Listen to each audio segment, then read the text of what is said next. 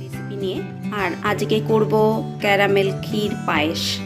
তো আমি এখানে দুধ ফুটতে দিয়েছি। যা যা লাগছে সেটা হচ্ছে, এখানে আমি গোবিন্দভোগ চাল ধুয়ে রেখেছি, নিয়ে নিয়েছি কিছু কিশমিশ, আর এখানে রয়েছে চিনি।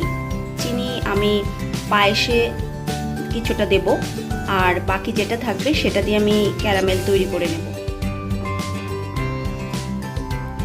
দুধটাকে আমি ভালো করে ফুটিয়ে নেব আর একটু ঘন করে নেব।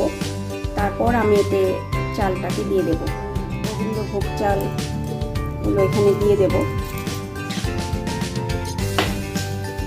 আর দেওয়ার সাথে সাথেই যেটা করতে হবে, নেড়ে যেতে হবে যেন চালটা দলা পাকিয়ে না। পায়েসের ক্ষেত্রে আরও একটা ব্যাপার রয়েছে, যেটা হচ্ছে যে যেমন খেতে ভালোবাসেন সে তেমনভাবে তৈরি করে নেবেন।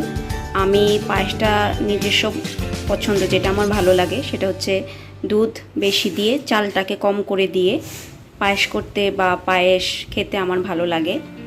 আর অনেকে রয়েছেন দুধ বেশি দিয়ে চালটাকেও বেশি দিয়ে মাখো মাখো যে ব্যাপারটা যেটা হয় পায়েসের, সেটা অনেকেই পছন্দ করেন। সেক্ষেত্রে যার যেরকম ভালো লাগে সে তেমনভাবে তৈরি করে নেবেন। পায়েসের চালটা সেদ্ধ হয়ে গেছে। এবার আমি যেটা করব, এতে আমি পরিমাণ মতো চিনি দিয়ে দেব।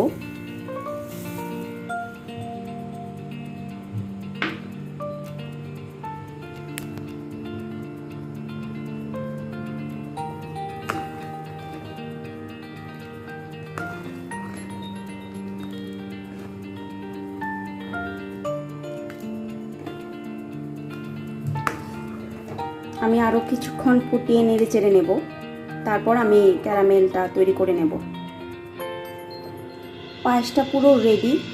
এবার আমি যেটা করব, পায়েসটা নামিয়ে রেখে ক্যারামেলটা তৈরি করে নেব। এবার আমি কড়াইতে চিনিগুলো দিয়ে ক্যারামেল তৈরি করে নেব।